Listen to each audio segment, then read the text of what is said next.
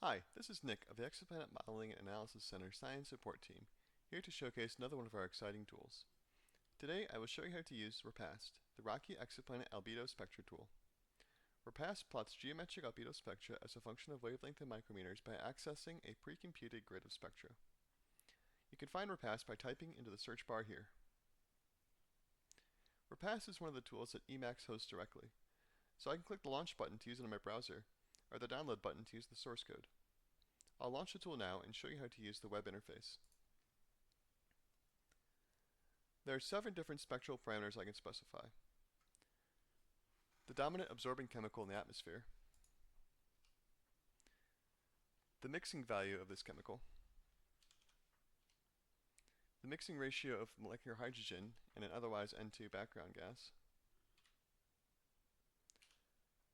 the surface pressure of the planet, the gray geometric albedo of the planet,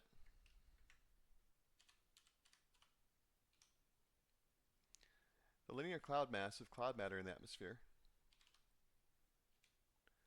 and the pressure at the top layer of the clouds.